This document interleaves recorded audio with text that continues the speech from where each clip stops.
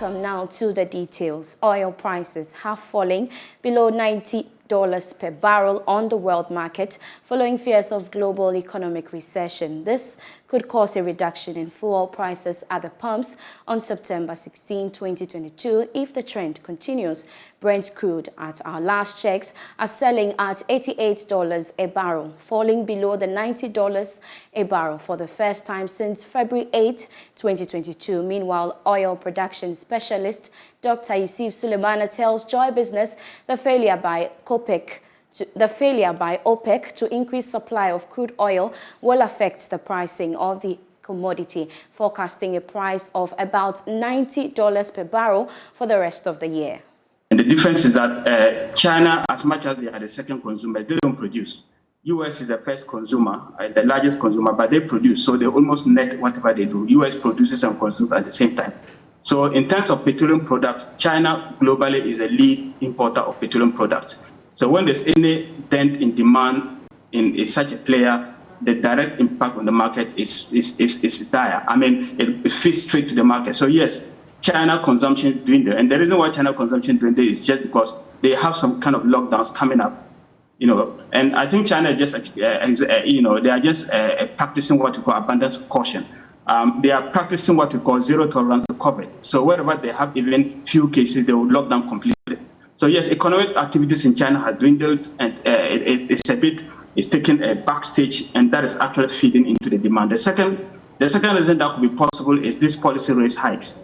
Because what these policy rate hikes do is just to, in a way, stampede demand, just to be able to cap inflationary pressures. But it is early days yet to say whether these policy rates are what is accountable for this. Another way is also thinking about maybe is demand peaking. If also demand peaks, of course, this is what is going to happen. But among these three factors, the potential of demand peaking and potential of these policy rate hikes globally coming to have center stage, coming to have impact on the market. And then China consumption, I think consumption in China hold the market potential to be the one that is responsible for what is happening there.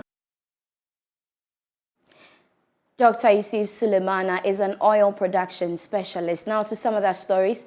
The Online Drivers Union of Ghana says ride-hailing drivers cannot keep up with the inconsistency in the prices of fuel. According to Francis Tenge, president of the union, there should be proper regulation to cushion their operations. Speaking to Joy Business, he maintained more investment should be channeled into having more local ride-hailing companies operate to support indigents. As we speak now, last year, each driver on a daily basis, we were using 150 cedis to work for the day. But as at today, as we speak now, it's now 250 to 300 cedis a day. For you to be able to complete 25 trips and make between 300 and 400 Ghana cedis, you need that. So it is affecting our weekly sales, because daily you are supposed to save 30 cedis for your car owner. Then so should you drive and make a revenue of 400 cedis? Fuel alone is 250. Now car owners is 70. Should you drive 400 Ghana cedis?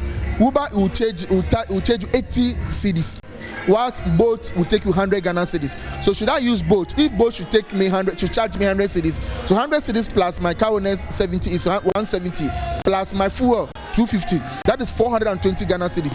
I've made sales of 400. I'm rather going to take expenses of 420. The 20 is where does it affect me, the car owner. So at the end of the day, drivers are losing their cars because of the fuel crisis. So because of the fuel crisis, now let's look at car rentals. We know that is also a business people are really doing in the country. They are renting cars, but you guys are doing work and pay.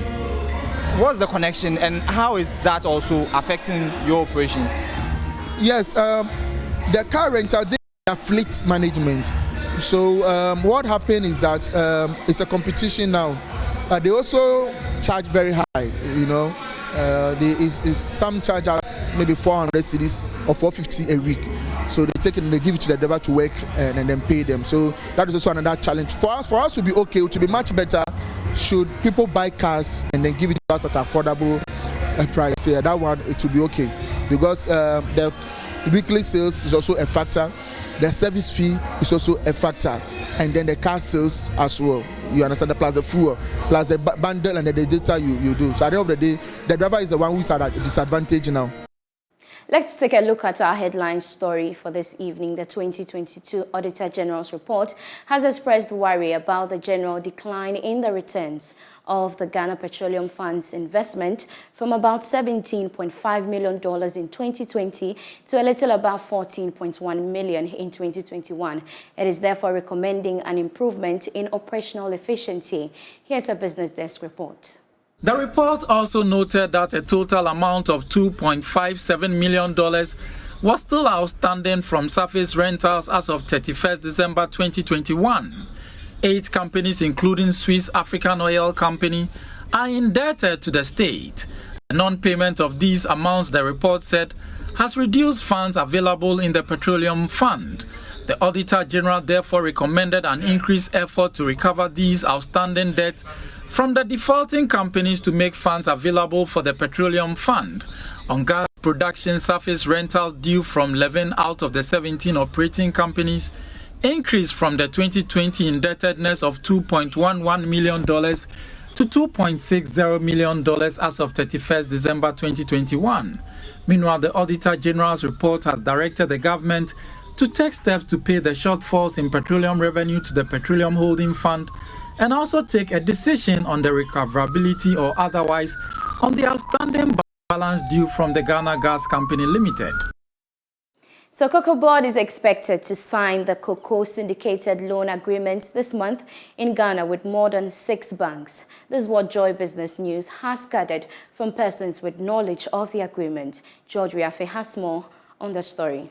We understand that Cocoa Board is targeting up to $1.3 billion in terms of the facility from the banks. This should mean that when the date is formally announced for signing of the facility with all the banks, the amount agreed could be less. This is despite having lead arrangers that have agreed to pre-finance the entire amount targeted by Cocoa Board. It is not clear for now whether it is the price or the LIBOR the Cocoa Board is expected to pay might be pushing them not to take up the entire amount of $1.3 billion that has been approved by Parliament. For now, we can confirm that 6 banks would act as lead arrangers. That includes Standard Chartered Bank, Rabobank of Holland, Ghana International Bank in London, and French Investment Bank in Athens. The rest are Industrial and Commercial Bank of China and one of Japan's largest bank, that is MUFG. The up to $3 billion is expected to help Cocoa Board finance cocoa purchases for the next crop season. However, the Bank of Ghana would take the dollar cash and give the cedi equivalent to Cocoa Board. These dollars would help the Bank of Ghana stabilize the Ghana cedi going forward. The first tranche of $910 million should come in from next month, with the remaining spread over 3 months. Moving on, the new IMF mission chief for Ghana, Stefan Rode, has wrapped up a 2-day informal engagement with government officials. The visit was to afford Mr. Rode an opportunity to touch base with some of the officials that will be working with him during the September-ending engagement in preparation of a program with Ghana. The mission chief will be leading the IMF team to negotiate with Ghana's economic program by the end of this month. Mr. Rode ended the engagement by meeting the Governor of the Bank of Ghana, Dr. Ernest Addison. Some of the engagement centered on Ghana's rising debt stock and what should be done to settle the situation. Mr. Rode also met some civil society groups and Finance Minister Ken Ofori-Atta on Tuesday. Meanwhile, senior finance lecturer at the University of Cape Coast, Seriam Kawo, says he foresees very difficult negotiations for the country following the fund's demand for a proposal. He spoke on the marketplace. This debt structuring that will take place, those who have given us these loans in terms of buying our bonds are residing in various jurisdictions. Some of the bonds are raised in foreign countries. Once they are raised in foreign countries, what it means is that the debt is regulated by the laws of these countries. So Ghana would have to fall on those laws and then go into proper negotiations so that these debts can be restructured or put in a particular way so that Ghana can have more liquidity in the system. And I'm sure that is a condition the IMF is bringing on board. And looking at the dynamics in the various countries, I am foreseeing a very difficult negotiation for the Ghana mission, in the sense that I have invested money, I'm expecting this return on the money over a period of time. And then this is the case, you are coming to me to renegotiate the terms of that particular agreement. It's not mandatory that the people would agree to it. So it comes with some cost involved when you want to restructure your debt. And remember, we have been downgraded by Fitch and other international rating agencies. These are some of the reasons why we fell into that particular downgrade. And so government going into that will be very difficult, but it's a necessity to release the country of some difficulties we find raising money for the domestic activities that we are doing, because these debts take a lot of interest, and then we try to service a lot of finance costs when we go in for this amount of money. Stakeholders in the fight against climate change are calling for the use of digital platforms to enhance sensitization on the globe. This is to reduce risk of being attacked and also make use of social media to propagate sustainable development. Surge Africa and Oil Watch have trained some activists on the use of digital tools in digital activism. Here's a report. Threat on climate change activism has made it necessary to shift away from traditional campaign to a new paradigm of using digital media. The training by Surge Africa and Oil Watch is focusing on stakeholders in environmental and energy transition. Founder of Surge Africa, Nasreen Al-Amin, is confident that digital activism will reduce the risk of attack on various campaigners, especially in Africa. We can explore numerous ways or resources that can ensure and enhance digital activism. This is to say that moving on from traditional activism, taking it to the streets, traditional activism, taking up against big entities physically, to seeing how we can leverage on social and digital tools like social media, like media platforms, like other social tools available online, to see that voices are being heard beyond the grassroots, to ensure that, activists are not physically endangering themselves, but also try to see that their voices go beyond who are within their midst, but also communities who are represented are heard beyond, say, West Africa, beyond the African continent. And digital activism has the ability to provide activists with that kind of exposure, with resources that they can be able to do that. Speaking on behalf of Oil Watch, Noble Waja explained the need for collaboration in promoting digital activism. Informed by the fact that Surge Africa philosophy aligns with Oil Watch Africa's philosophy, which is about transiting away from fossil energy development, and it's a process that we think is an antidote to addressing climate change impacts globally. You're still watching Business Live here on the Joy News channel. Still to come, Ghana Revenue Authority GRA calls on tax administrators in other African countries to ensure implementation of new tax policies to increase domestic revenue. The continental tax incentive losses is more than 3.5% of GDP, of the continent's GDP. And yet we are not doing the cost-benefit analysis. Thanks for staying with us. The African Tax Research Network and African Tax Administration Forum have agreed to press on government to rationalize the tax incentives regime. The move is aimed at helping members raise more domestic revenue to make up for some projected losses due to the Continental Free Trade Agreement. Executive Secretary of the Forum, Logan Watt, spoke to Joy Business at the closing ceremony of a 3-day Congress in Accra, which focused on the revenue implications of the Continental Free Trade Agreement. The Congress was to deliberate on the tax and revenue implications of the African Continental Free Trade Agreement.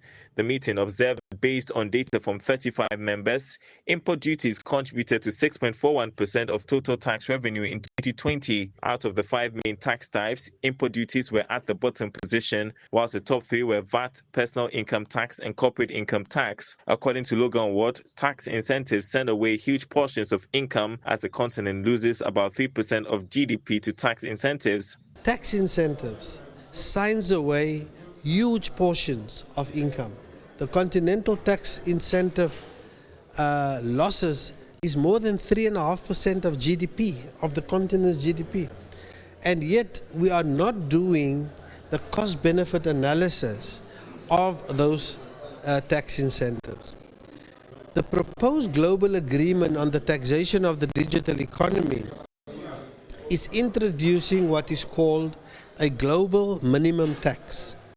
That has huge implications for Africa and the likelihood of us giving tax incentives to multinational corporations. Why?